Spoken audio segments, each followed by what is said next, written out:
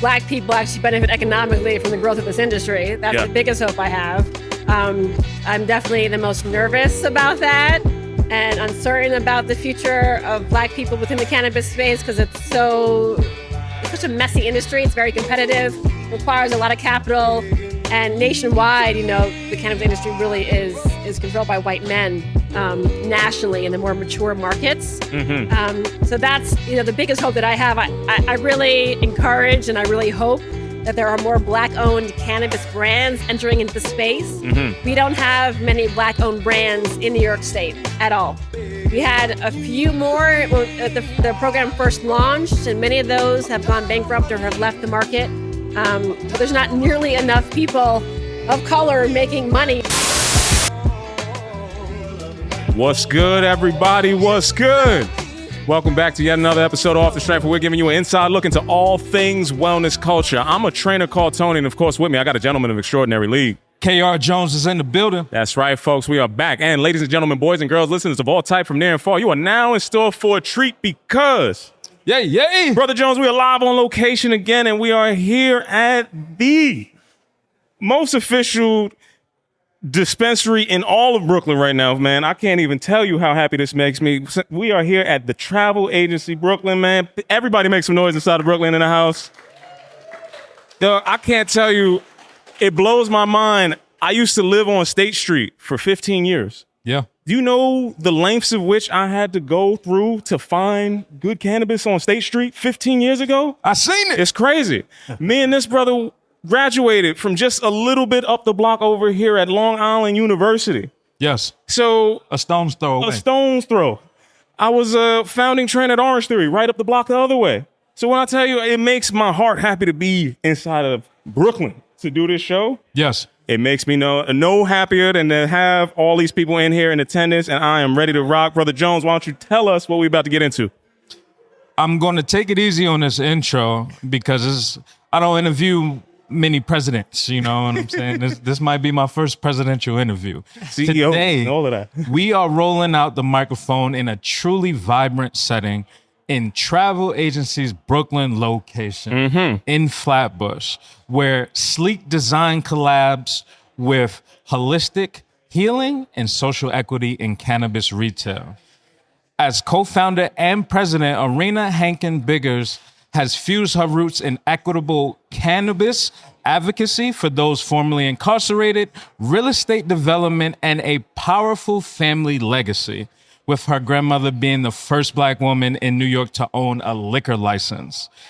Today, Arana has built not just a dispensary, but a community hub, a proud Canna-Mom of two, passionately paving the way for women-led brands in what remains a male-dominated industry. Today, we dive deep into the intersection of cannabis, wellness, equity, and entrepreneurship. I'm thrilled to announce a welcome, inspiring trailblazer of Arana Hankin-Biggers. Make some noise one time. Come on, everybody, let's make some noise. Arana, very nice to meet you. Thank you so much. I love that intro. I think I might steal that. That's beautiful. As you should. It speaks to the lineage that you have had at, being inside of spaces that are really breaking into brand new territories, right? I told you a little bit earlier when we had a conversation that I've been listening to all different types of information about you today. So you've been out here doing a lot of podcasts. You've been doing a lot of public speaking. Yeah. And I wanted to make sure that we captured not just where you're starting in this brand new industry, but also where your family's got started in another brand new industry at the same time. So those parallels are beautiful. I love to see it. And I'm happy that we have this conversation with you today. Thank you so much. I'm so happy to be here. Yeah, for sure. So first, we always like to ground everybody in a real moment. Like, you're a real person. I need to understand how you're feeling today.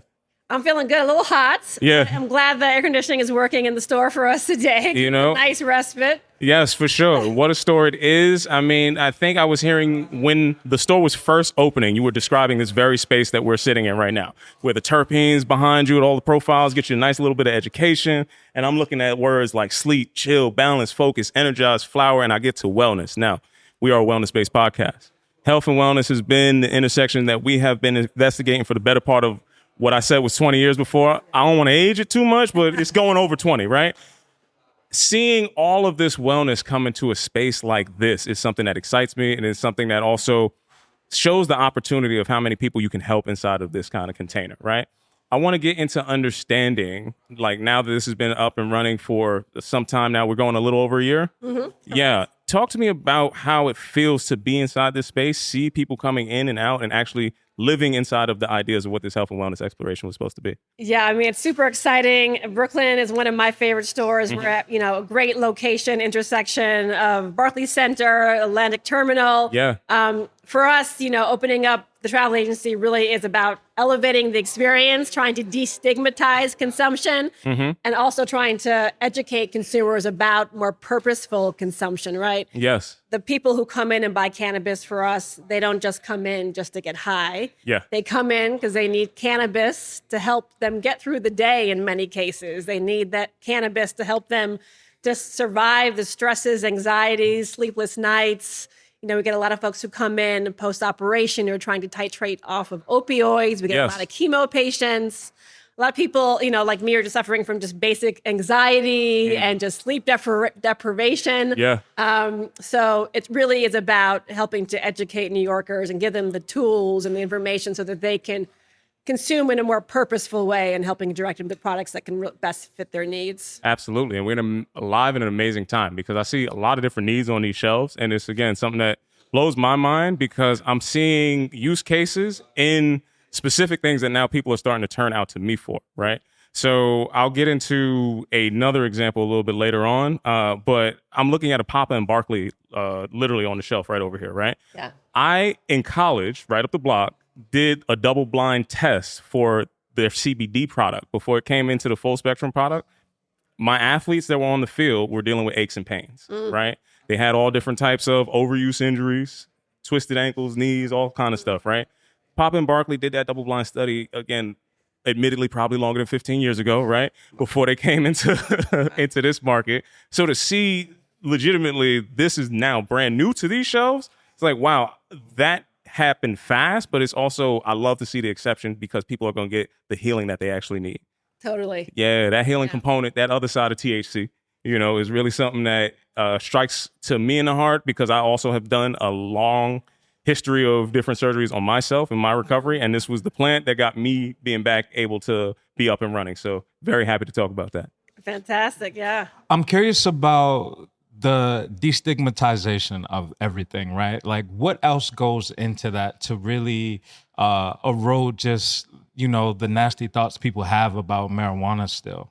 Yeah, I think it really is just normalizing consumption and putting it out in the open, which is why we do lots of events. Yeah. We do podcasts like this. We do lots of parties. We were the first cannabis company to sponsor the New York Film Festival. We were the first cannabis company to sponsor the New York City Pride Parade. We're trying to do a partnership right now with BAM. BAM's super excited about working with us. It's about getting cannabis out there, right? Like having, a cannabis bar at events, for an example, infused cocktails. Yeah. Helping people realize that they can replace alcohol with cannabis and it kind of has much fewer side effects. A lot less long-term side effects. Yes, sure. and short-term side effects. I mean, I can barely have more than 2 drinks these days, inching into my 50s. In cannabis, I don't feel hungover the next morning. So it's really just about getting cannabis out in public spaces and helping to educate people about cannabis and just normalizing it. Yeah. As a mom in particular, Canna-Mom, proud Canna-Mom, that level of destigmatization has to be something that is unlocking a lot of different doors for people. Oh my gosh. I mean, for me, I'm fairly new to cannabis, right? I got into the space when it became legal here in New York State in March of 2022. We're not going to edit you on that. We'll keep that there. You had it legal. But, my background was in politics. Yes, for sure. And real estate development and a lot of corporate development companies. And so coming into the cannabis space, I was a little nervous about how friends and family would view my transition into cannabis and also how just my children's moms would view it. So it's taken me some time to actually use the appropriate language. And I mean, now all of the moms and dads at the school are just super excited to run into me because they want these samples and want to go to the events. It's like, can they come over to your house, please? There is still stigma that I have, really? Right? Like being afraid to walk into an event smelling like like weed, right? And so having to carry like hand sanitizer, which is kind of crazy, depending on what the event is, obviously. But there is still like this ingrained stigma that we all have in us. And I think, just like the war on drugs and like your brain on drugs, all those things are just ingrained in you as a child. Yeah. Really stick with you. And then just, the community, the impact that drugs have had in our community, the bad drugs is just so everlasting and long lasting and just seared in my brain and memory, just the crack cocaine period, because I kind of grew up in that era. Yeah. And just being taught that cannabis and weed is a gateway drug to crack cocaine. There's just so many things that we're working through constantly that I'm working through even still after working in this industry for a number of years. Yeah. I think the DARE program never got that party right. It was like, I never seen those two things intersecting at the same time. So I don't know why that was in the messaging, but we can skip past that. I heard in another interview that you were doing talking about you share some of this plant product and some of the relationship with your mom as well. Is that correct? Oh yeah. No, Mom, yes, definitely. So I too have now been fortunate enough after my injury to start to introduce cannabis into my mom's life. It really came about because she is late-term diabetic. She's got trouble sleeping. She's got issues with all types of inflammation, things of that nature.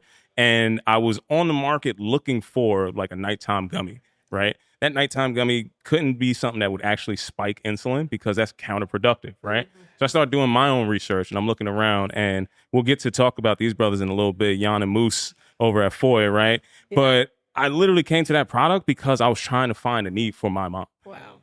It was something that was so special when I got a chance to see her for the human that she is. It's like, oh, you a whole person minus, this idea that I'm supposed to be thinking about you as. It's like, oh, you have aches, pains, needs, but then you kind of cool when you get into the right state of mind. A little high, a little bit, You have any kind of stories that you could share about a special memory that you share with your mom? Oh my gosh. My mom and I have been smoking together for a while, but I think when I moved back into the house after college, I moved back home for a little period of time. Yeah. And I think she was trying to break the ice, and she pulled out some weed like that first week I moved back in, like out of like a little prescription bottle, and she was using a clean tampon wrapper to roll a joint. Wow.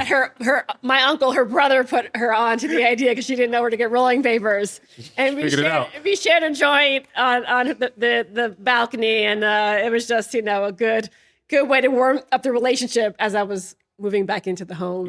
College. That's a hell of an icebreaker right there. That is fascinating. Tony and I met at a 420 party. He had a muffin this was when they were edible muffins that no one had edible muffins. Definitely not regulated. Definitely not dose dependent. It was a lot of, I'm happy that we're in a space like this. You can navigate that a little easier. Dosing is I was like, who puts weed in muffins? But, he was a pioneer in his own right. Now, for me, I'm a very detail-oriented person. So in another podcast, I heard you talking about the design elements that goes into such a space like this. And I think that it dovetails into elevating the stigma of weed. Like, if you come into a place that looks as fly as this place does, I'm going to want to purchase something. Can you talk a little bit about just what goes into that thought of making this space as elevated as it is? Yeah, I mean, when we first launched the brand in February of 23, we opened up the Union Square location first. Back then, there were still 3,000 illicit brick and mortar dispensaries in the 5 boroughs in New York City. And so a big reason why we leaned into design is to really separate ourselves from the illicit market and to be very, very clear. We are legal. We're not shady. We're legal. The product we sell here is clean and tested. Yeah. So that was a big reason why we leaned into design. And, we interviewed a lot of different design firms, some who had experience designing dispensaries, some that did not.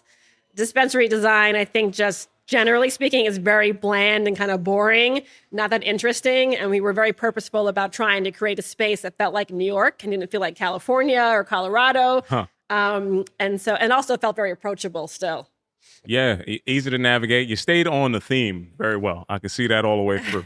Yes. It was like this was like it was a fun product sprint to get to. Okay, we need to find different ways to put all the different airplane puns in here as possible. It was a lot of fun for sure. Yes, I love it. I love hearing that. I love seeing the design. Now, you also were in real estate beforehand, right? Mm-hmm. So I would imagine that you're familiar with a company like Related, right? Of course. So in the Related profile, right, there is a gym that's associated with them, right? That gym is called Equinox. This is also a shared space that we have had, right? Thing I love about Equinox is that they find ways to plant that seed in the middle of intersections and neighborhoods that make a lot of sense for a lifestyle, right? I see this similarly navigating like, hey, you're looking at places where you put all these different travel agencies where there's a whole lifestyle coming together. Yeah. Talk to me about the real estate like way of looking at life that makes you pick the different locations that you're trying to get into. Yeah, I mean, our initial business model really was just to place dispensaries as close to the most highly congested Density? subway stations in the city.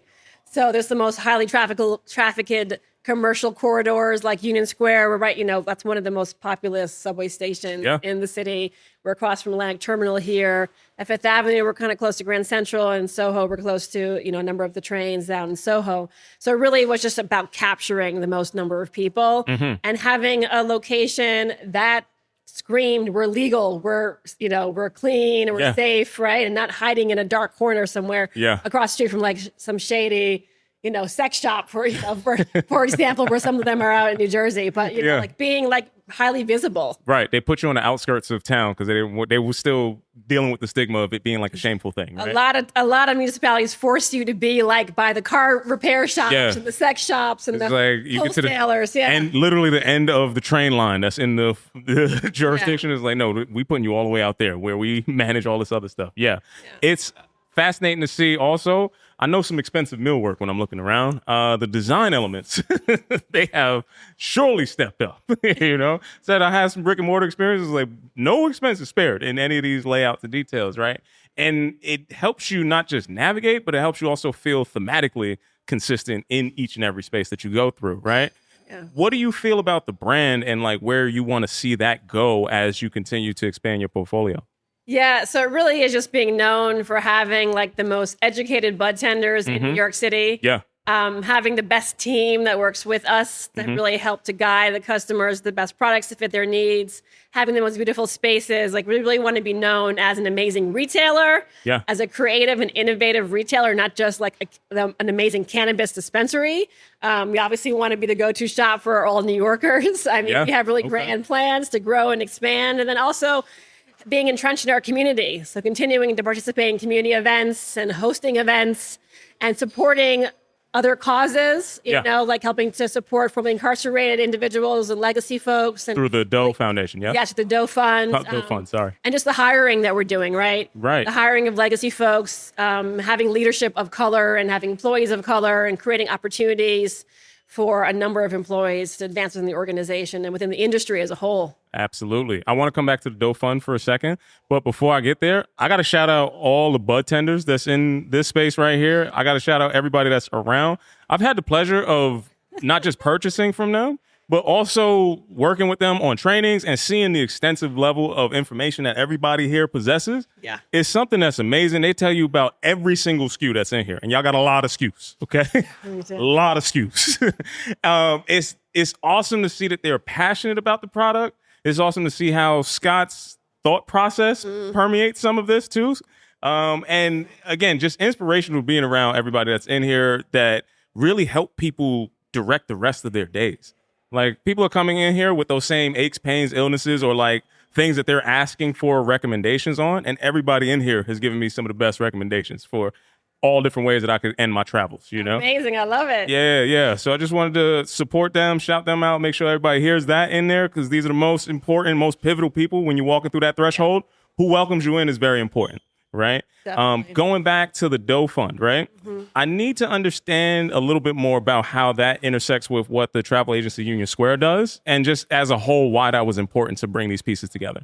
I mean, so the legislation that legalized cannabis in New York State prioritized licenses going to formerly incarcerated individuals. Card license holders. So the first group of licenses were only awarded to individuals with cannabis convictions or not-for-profits that serve that population. And the regulations that dictated who would be awarded licenses first came out, I think, almost like a year after the bill was actually passed, which legalized cannabis. It was more than a year. And so we had my team and I, because three other founders, 2 are active, 1 silent. And there was initially just 2 of us. we were very proactively looking to apply for a license from the moment the bill passed without knowing what the parameters or requirements would be for application. But we did know from day one that we wanted to support a not-for-profit that works in a community that have been disproportionately impacted by the racist war on drugs, works in a community of color, in Black communities specifically. So we interviewed a number of different not-for-profits very, very early on that we would potentially partner with and redirect some proceeds of the dispensary to that not-for-profit. And it just so happened that we connected with the Doe Fund last. I think they were like the fourth not-for-profit that we connected with and had met with. And then shortly thereafter, the regulations were published, which said that only those two categories of individuals with cannabis convictions or not-for-profits would be eligible to apply. So we just changed up our approach. It was like, oh, the Doe Fund, you should just apply and we'll operate it for you. So it just was a very natural segue. We were very lucky to be connected with the Doe Fund. Yeah. Because there were a few organizations that actually qualified for licenses, a few not-for-profits, and the Doe Fund kind of fit the bill to a T. And we had a relationship with the organization already. So that's kind of how that partnership came to be. Okay. And the Doe Fund, they've been a tremendous partner. So they own 51% of the dispensary in Union Square. Right. They receive 51% of all the profits. And because of the partnership, they are on their way to eliminating a fee that they have charged their clients that they've been trying to eliminate for the last 20 years. Wow. So, they've served over 30,000 Black and brown men in the city of New York. I'm sure you guys have seen them if you don't know of them. They're got the brightly colored jumpers. Exactly, the blue jumpsuits sweeping the streets, which, from an outsider may seem demeaning, but those guys many of them were formerly incarcerated, recently incarcerated, or sleeping on the streets. And this was their opportunity to kind of transition back into their communities. So this is transitional paid work. The Doe Fund develops transitional supportive housing and provides supportive services. I think 70% of the people that work for the Doe Fund are actually graduates of the program. So they really do amazing work. And there's not many organizations that have served the number of folks that they have served. Yeah. So it's been a really great partnership with them. That's amazing. That's amazing. To you personally, why is that like something that you're proud about? I mean, the whole reason why I got into cannabis really in the first place was because of this mandate to use the industry to attempt to correct the damage done by the racist war on drugs. So I was really interested in being a part of an industry that really believed that and actually mandated that. And cannabis, even though it is mandated, I think people within cannabis industry in New York State really believe in supporting communities that have been harmed by the war on drugs by hiring legacy folks who sold weed or illegally before it was legal, people with cannabis convictions, and then supporting obviously Black-owned brands and BIPOC-owned brands is super important, I think, to everyone in this industry. Being able to build a company that's actually aligned with my values is super important. Coming from real estate development and politics, there was a lot of places, times I've had roles which I did not believe in Can you stay there for 1 second for me? Yeah. So I've heard about some, let's say, turbulence in your political past, right? Yes. Yes. Talk to me about a lesson that you learned as you're navigating that turbulence that helps you inform your day-to-day practices operating a business like this? Oh my gosh. I mean, working in cannabis is incredibly tumultuous and stressful, and things are constantly changing and evolving. So I think it's super important if you work in cannabis to be able to manage stress. Yeah. To be able to be quick on your feet, to be able to be nimble. Yeah. And then also to be able to pull all these different resources that you have. I mean, our team is super diverse. I have a background in politics and real estate development. My partners have a background in finance and accounting. So it's really important to bring people onto your team that have varied experiences, because in order to succeed in cannabis, you really need strengths in all those areas and more. I think the government community affairs piece is super important, because in order to even get a license, you have to go in front of the local community board to make a presentation about how you're going to open up a business that actually adds value to the community. So a lot of those things, working in politics certainly has prepared me immensely for working in cannabis. There's so many parallels. Yeah. I'm curious about your feeling present day leading a charge in such a male-dominated industry. Yeah. What does it mean to be a woman in this space, to be a Black woman in this space, and to inspire the next generation? I mean, I came in from politics and real estate development, where it's all pretty much white men. There's a lot of Black men in politics too in New York, but it's a space that I'm used to working in. I don't know if a woman in this country who has a successful career has not been in a male-dominated space. It's something that we just live with in and out, day in and day out. But for me, the most rewarding part about working in cannabis is that I'm able to build a business and a company that is reflective of me, right? That is comprised of people of color and that have a lot of women as well and women in leadership roles. And that's able to, create a company culture that really is aligned with what I believe in. That's not led by, egocentric, arrogant, white male, entitlement. You know the type, Right? So being sure. able to build a company that actually values humility and kindness and opportunity and allowing people to really shine and be who they really are and their true selves without hiding and trying to conform to like mainstream. That's kind of how I kind of survive working in a male-dominated industry, is by building a culture and a community and a space that I can vibe with and jive with. Yeah. I love that. You're carving out your own lane, and you're also setting the definitions as y'all are going forward and developing that. Now, you sound like you are somebody who has to be responsible for a lot throughout the course of the day, if I was to assume, right? Yes. We have a segment on our show called Relax Responsibly, right? Because people who have a higher than normal tendency to be in service of others tend to put themselves last when it's time to fill that cup back up. You understand? Yes. Okay, so I need to understand, after you finished a whole day of what you just finished laying out for me, how are you relaxing? I mean, I don't know if you mentioned already on camera or on the video, but I have two little kids. So I go home to these two children, not the most relaxing. They're certainly very rewarding, but Yes. I have to deal with them till they go to bed. But usually most nights, honestly, I just like smoke a joint or There we go. take an edible and watch TV and pass out. I mean, I'm really working diligently and trying my best to incorporate more health and wellness into my everyday life. And I kind of go through ebbs and flows. Like I was super into yoga and meditation before I had kids. I used to run a lot and work out a lot. And I definitely tried to create space to do that. It's difficult to carve out that space when you're feeling so overwhelmed and stressed all the time. Yes. So you just don't have like the mental bandwidth to even like figure out how to take that next step sometimes. Yeah. I like how you very well integrate that you're able to change a mindset, change a place in all of the different things that y'all mentioned on the website about a travel agency. It sounds like you go home and you was like, I could take this vacation and be in the same exact spot right here. Yeah. Yeah. I love that for you. Cannabis is necessary for me to unwind because I'm like a very high-strung type A person. And it's very difficult for me to relax just without the aid of cannabis. Okay. It's essential. Can you paint a little bit more of that vista for me? Okay, so the kids are already sleeping. You're setting up your relaxation ritual, if you will. Yes. What is there a certain soundtrack that's going on? Is there a visual that's going on with that? Talk to me a little bit about it. I mean, it depends on the day. I love to cook. Okay. So, if I have the energy at the end of the day, I'll smoke a little bit and make an amazing meal. Okay. I spend time with my husband. My husband smokes a lot as well. He's an artist. Yes. So it's a really great way for us to connect at the end of the day and to just get into really deep conversation. Amazing. And just to commune. And then just, many a nights just vegging out in front of, Netflix or Good show. Apple TV. I feel you. Whatever it may be. Yeah. Okay. What would he say your best dish is? My best what? What would your husband say your best dish is? My best dish. Oh, he loves everything I cook. That's a smart man. That's a smart man. Good answer.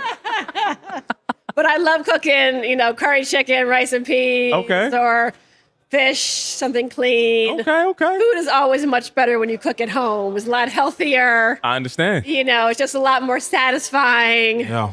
Yeah. You get to oversee the sauce, Exactly. Now, earlier we talked about your grandmother having one of the first liquor licenses in New York. Yeah. Can you speak to me about what it's like to have that entrepreneurialism in your life, that exposure at such a young age, but then also what does legacy look like for you in the space that you're in now? Yeah. So she, this is my grandmother's first cousin, and she was the first So like a great aunt, right? well, my grandmother's first. I think it's maybe my third cousin, maybe. Okay, yeah. But I grew up with her. My parents were married at her home because she had this amazing house in Inglewood Cliffs next to Whitney Houston, Bobby Brown. Okay. She was like the first person I knew who actually had money. Yeah. You know, she had made it, and she was this amazing entrepreneur and kind of someone I looked up to my whole life. But you know, it was really interesting. You know, she did work, or not work, but she sold moonshine. She sold alcohol illegally before it became legal. Bathtub gin. Okay. Yes, because she was from New Orleans, so they sold bathtub gin, exactly. And then she transitioned to the legal space. But the interesting piece about her story is that she was a civil rights activist first, right? So she actually, which I only recently found out, she helped to organize the first march from Washington with A. Philip Randolph, Okay. like in the 40s or 50s. She has like an FBI record that someone had dug up for me recently. She also helped to integrate a department store in Harlem that refused to hire Black women or any Black people. And she was the first Black employee of that department store and also got lots of other Black women jobs at that department store. Yeah. And Percy Sutton, from what I understand, helped her get the liquor license. Wow. And she owned a liquor store in Harlem for many, many years, which allowed her to buy this amazing home, you know, kind of smallish, but still it was on Inglewood Cliffs. And, you know, passed on the opportunity to her relatives and allowed them to also open up liquor stores as well. Nice. So she made a tremendous impact in the Harlem community and in the wider, broader New York, you know, national community, really. That sounds like a beautiful legacy to be a part of. Yeah. I'm curious about, again, what does your story look like for legacy when you write it? Yeah, I mean, I think I would hope that a big part of it is giving back to the community and giving opportunities to people of color. The reason why I got into cannabis was because around the promise of creating and building generational wealth for Black people. Like, I was astonished to learn, because I really wasn't aware before I got into cannabis, because I worked in real estate development and politics, that nationwide, only less than, I think, 3% of companies nationwide are owned by Black people.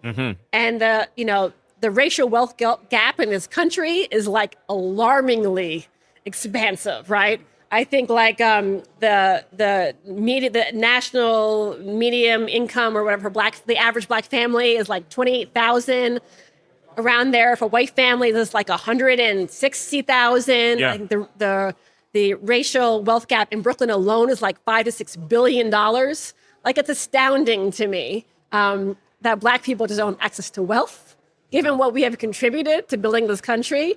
I recently found out through an Indian American who's an cannabis entrepreneur in New Jersey that I think around 60 or 70% of the legal dispensaries in New Jersey are actually owned by Indians. Wow.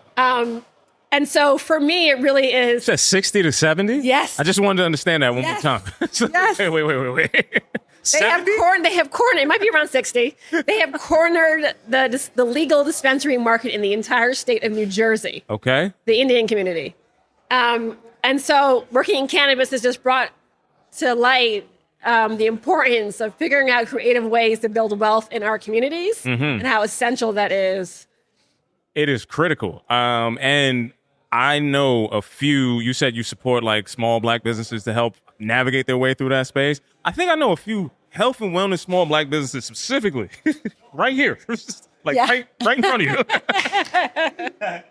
For sure, would want to be a part of that support somehow, finding that pathway. Now, in all sincerity, understanding that something that used to be so stigmatized now provides a pathway to agency more than anything else. I think people get dehumanized when they don't feel that they have determinism over their own outcomes, right? When you set up an entrepreneur, they could set their own North Star to where they decide success is going to look like, where it's going to feel, and the empowerment that comes from the ability to pass that baton from one generation to the next, whether it was the prohibition in the alcohol, or it's the prohibition in the cannabis industry.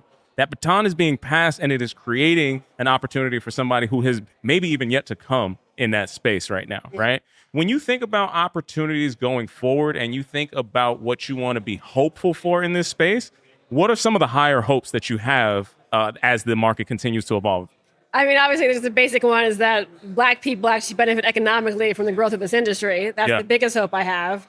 I'm definitely the most nervous about that and uncertain about the future of Black people within the cannabis space because it's so such a messy industry. It's very competitive, requires a lot of capital, and nationwide, the cannabis industry really is controlled by white men nationally in the more mature markets. So that's the biggest hope that I have. I really encourage and I really hope that there are more Black-owned cannabis brands entering into the space. We don't have many Black-owned brands in New York State at all. We had a few more when the program first launched, and many of those have gone bankrupt or have left the market. But there's not nearly enough people of color making money in the cannabis space. And there certainly are a number of dispensaries that are Black-owned in Brooklyn and in the city. I know it remains to be seen if they'll survive the long haul and the competition. But I just hope that there's more Black folks who just get into the space and take advantage of the amazing opportunity. Yeah. And even in the non-plant touching spaces as well. Yes. There's a lot of ancillary businesses that can benefit from this. Like, again, I said, the great wellness people that are right in front of you, right here, right now, anytime. No, in all honesty, I'm hyper appreciative of everything that you laid out for us. And I'm very thankful for the way in which you represent yourself in this space, because I know it's going to be empowering for somebody out there watching that, right? What does that make you feel like to be representative of somebody that is in this position, that somebody's going to look up to one day and be like, hey, I could do that? That's so sweet of you to say. Very kind. I don't feel that way right now because there's so many challenges that we face day in and day out. Yeah. But I definitely hope that my story encourages people to take the risk and to take advantage of the opportunity, because there's really is a kind of a small window in which to do so, because this industry is going to turn corporate very, very fast. And I think there's just one lesson that I learned from my grandmother's cousin, Aunt Thelma is what I called her. Aunt Thelma, just the great opportunity that exists in a nascent industry. And there's just so much potential when you start off at the beginning of an industry that's about to grow and blow up. You get to get all that compounded interest plus more. That is true. Are we at the puff and process point, Brother Tone? We've been playing a game called Puff and Process on these shows that we call the high clientele shows. Okay. Yeah. Keep talking. I'll pass Puff and Process is going to be about, you're going to pick one of these cards, right? They're all based off of, we went through them. They're all very PC, nothing, no shock, gotcha moments. But it's going to ask you a reflective question right now, right? Okay. So as you pick, be able to smoke first before I answer this question. Listen, I would want that to happen. But again, legislation, the way it's set up, I know somebody who used to be in politics that might be able to move that forward, but eventually we will have that Puff and Process. Oh my gosh. All right. What is one thing that you couldn't live without? I think I might know the answer to this one. This is, the first thing that comes to mind, obviously, are my children. That's what I was about to say. I hope it is. People plan over kids. Yes, my children and husband, I would say. And then cannabis is... Good answer. Also good answer. Yeah, I have to say my husband, but cannabis is a close third. It's in the third. It's top three and it's not three, That was a little Puff and Process for you. Right, thank you so much for your time, your energy, your efforts. If there's anything that you want somebody out there to know that helped you along the way off the strength, right? Somebody's going to be out there trying to figure out their wellness journey. They're going to be trying to figure out how to get into the industry. Yeah. What's a piece of advice that you can give to them to maybe overcome some of the things that might be stopping them right now? Yeah, I would just say if you're interested in entering into the space, just do it. And just realize that in order to be the best in the industry, you have to just, educate yourself about every aspect of the industry, go to all the events, meet all the people, give 110%. I think there's a lot of misnomer still in the cannabis industry that if you love weed and you love to smoke, you know a lot about cannabis, you're going to be successful in the industry. Yeah. But it requires the same skill set as every other industry. Right. You have to just do your homework, network, go to all the events, meet all the right people, build a business model, understand financial literacy, find the investors, and do what it takes, because it's really such a rewarding industry to work in. I've seen it from seed to sale. I've been doing some groundwork right now. Just to let you know, we are paying attention out there, folks. So build that opportunity. It's out here for you. Make sure you go out there and get it. All right. Thank you so very much for your time, your energy, and your effort. I can't wait to talk to you again. We're going to keep this show moving, and we're going to get into the next segment, okay? Thank you so much. Thank you. Make some noise one time, please. Everybody, round of applause. Thank you. Dot, you got me?